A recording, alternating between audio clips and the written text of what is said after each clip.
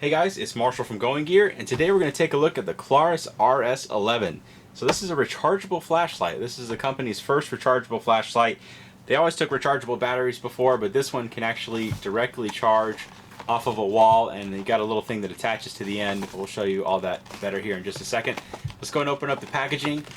I've said this before, I really like Klarus packaging as a retailer because it's easy to display, it looks nice, has barcodes, and it's very minimal, so it's very easy to ship. So you don't get this nice big display case box or anything like that. Most people don't use those, so it's nice to see people cutting down on bulk and weight, making minimalist packaging. As a retailer, I very much appreciate that. So, specs on the box, you've got some good information on there. Basic specifications and features and all that kind of stuff. ANSI specs on the side, so you can see max output of this thing, 600. I need to actually look at the screen when I'm talking about specs. 620 lumens, standard 1.5 meter impact resistance, 215 hours on low, IPX8 water resistance, 160 meters that is good for in terms of distance, and 7,200 candelas. That talks about the maximum beam distance or the output at the center of the hotspot. So, let's go ahead and pull all this stuff out. Alright, so we have the contents out here. Let's talk about them a little bit better. Have the light, of course, have the holster. We'll talk about both of those more in depth. Instruction manual, always worth a read. Always good information in here. Have the ANSI specs, charging stuff, talk about compatible batteries, features, specifications, and all that. Definitely with something like this, it's worth a read, especially when it takes different batteries and it's rechargeable and you don't want to burn your house down.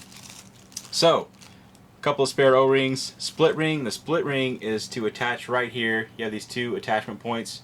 You can put the split ring on there, and then you have this lanyard that you can attach on there. Pretty nice lanyard. It's adjustable. You can adjust the size of it. And then here is the charger cable. Interesting little bag. Kind of a rubbery feel to it. Not sure what the material is. Well, obviously it's a plastic. Oh, if I just look at the the numbers on there, it tells me exactly what it is. All right. Reading is fundamental, kids. Here's the adapter up close just so you can see it better because it's got some kind of interesting stuff on it. USB charging on this, so most of you probably have the necessary adapters to make it where you can charge it off of your car or your wall outlet or whatever else. I mean, I know personally I probably have 20 of those things lying around my house. But if not, you can charge it off your laptop or your desktop, just standard USB charging. And then this right here, you can see a little magnetic thing. So the purpose of that is it just snaps onto the end of the light. And you'll feel it go into the little divot on the end of the light. Nice and secure, holds on there really well. And you don't have to worry about plugging anything in to the light. You don't have to worry about putting it into a cradle or anything like that. You snap it onto the end of the light there, and that is how it charges. So a pretty cool charging feature. I don't think I've ever seen that on any other lights. Not the ones that we stock anyway. So let's look at the features of the light. Pretty aggressive strike bezel on here. A couple of things that the strike bezel will do. Of course, it's meant to be an impact weapon, but also if you have it turned on and you turn it upside down, you can see that the light is turned on. I'll show you that better here in just a second. There's a clip, nice sturdy clip, so it holds on really well, and it is removable, not so easy that say you end up throwing the light across the room when you try to pull it off. It does take a decent amount of force to pop it on and off, so it's not like it's just going to pop off in your pocket unless you really try to. So 2 switches on this.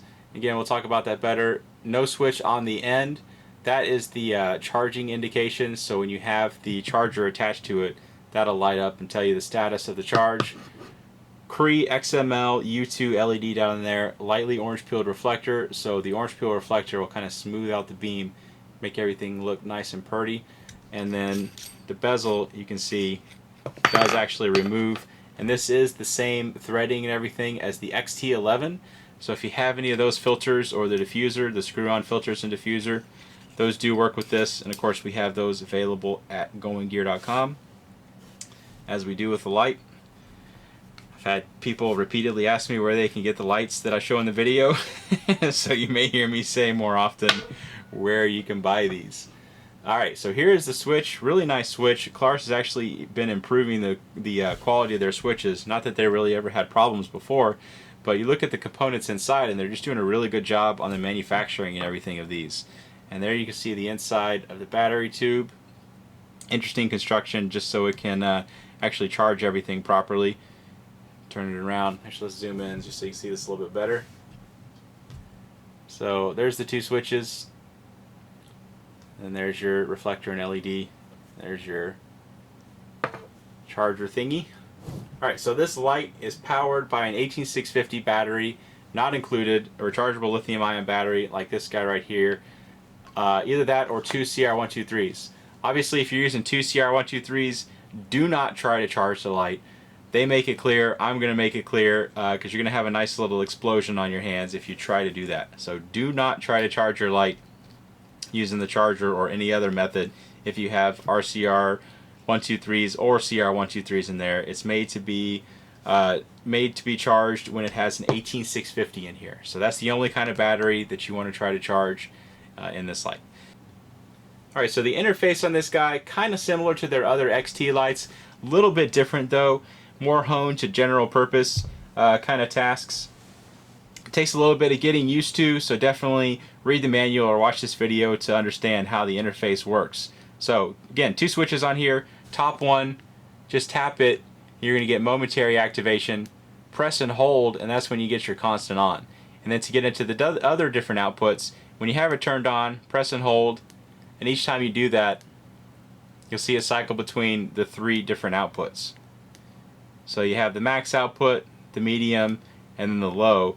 And the big difference between this and the other XT lights, or the XT lights, since this is not an XT light, is that this one actually has a memory. So if we turn it off and then turn it back on, you'll see it's going to go back into the output that you had it in last, which is not what the XT lights do. They do not have a memory. They always go into max output first because they're designed to be tactical lights.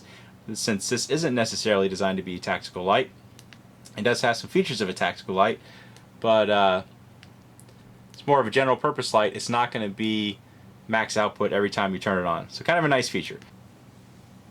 Alright, so the second switch on here, press it when it's off. You'll see you have momentary strobe. Press and hold it, and then let go after about a second, and it'll stay in strobe. So some tactical features on here, not necessarily designed to be a tactical light, but you do have some of the tactical features of the rest of the XT series creeping onto this light. And it's kind of nice, because I see a lot of cyclists out there that'll have strobe on their lights, and it's a nice signaling tool. Definitely if you're using strobe and you're a cyclist or anything like that, you don't want to point it at oncoming cars because then you'll probably get hit by one of those cars because it'll be extremely disorienting and they won't know what's going on. Point it at the ground or point it, off to the side or something like that where it's not going to be flashing in anybody's eyes. You definitely don't want to be signaling people to let them know where you are and disorient them so much that they hit you. That would be bad. So anyway, when you have the light on, that secondary button also goes right into strobe. So you got the same momentary strobe if you press for just less than a second and then hold it for a little bit longer, and it'll go on into the constant strobe. So again, on the interface real quick, if you hit that switch, the top switch, it'll go into the momentary. Press and hold for your constant on, and then when it's on, press and hold to cycle between the different outputs. Tap it to turn it off, and it does have a memory. Secondary switch will go into strobe. From off, press and hold, and it'll stay in the strobe. And then from on, it'll also go into strobe. Alright, so that is the interface of the RS11. We're going to go ahead and take this outside, and we'll show you how this guy does outside. Alright, we're outside with the RS11. Got the big 40 mag light that I always use. We're going to try out the RS11 after the 40 mag light, so let's go ahead and give the mag light a shot. There is a little bush, 15 feet, tree out there at 100 feet. Let's try out that RS11, see how it does. Alright, got it in the constant on. You can see up close kind of stuff, that low output, it's actually not too bad. It's not going to do any great distances, but fantastic battery life. Up close kind of stuff is really great for that. So let's go ahead and crank it up to the other outputs. Go and show you the three of them up close, and then at a longer distance you can see that highest output does really well. Very useful beam, whole lot of light coming out of there, out at 100 feet. Obviously that thing is lit up extremely well. Even on medium it does well. And then low, it's not going to go out that far, but that's where you get your better battery life and everything, and you crank it up to the medium or high if you want the higher output. So very useful beam pattern, nice wide hot spot, that's that bright part in the center, and the spill is what's around it. It can light up stuff at a pretty good distance too. Pretty wide beam, not going to give you massive distance, but as you'll see in here in just a second, it goes out to 100 yards without any problems, which is pretty good. Alright, let's try out a longer distance. Okay, we have the RS11 and some more distance. We're going to again try out the mag light first, and then we'll give the RS11 a chance. Let's go ahead and try out that mag light. There is the chimney at about 25 yards away.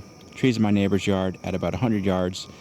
Probably wondering why this looks different. Well, you probably can't really tell that it looks all that different yet. You'll see it better when I turn the RS11 on, which I'll do right now. But they finally cut down the tree in my front yard, so I have to use my neighbor's trees now. But still a great amount of light coming out of this thing. So cycle through the different outputs just so you can see. There it is on the high, so the max output. Pretty wide beam, definitely not a super thrower, but out at 100 yards to the top of those, lights it up pretty well. So shine it around a little bit just so you can see the difference. But a nice wide usable beam on this thing. And it's rechargeable, which is really cool. Just to show you that is actually the flashlight. So there you go. That is the Klarus RS11 rechargeable flashlight. If you like it, you can buy it from us at goinggear.com. Any questions or comments, you can reach us in the comments or at goinggear.com. And if you like the video, be sure to subscribe. We put out a lot of other flashlight and gear videos. Thanks for watching. It's rechargeable. And it tastes good.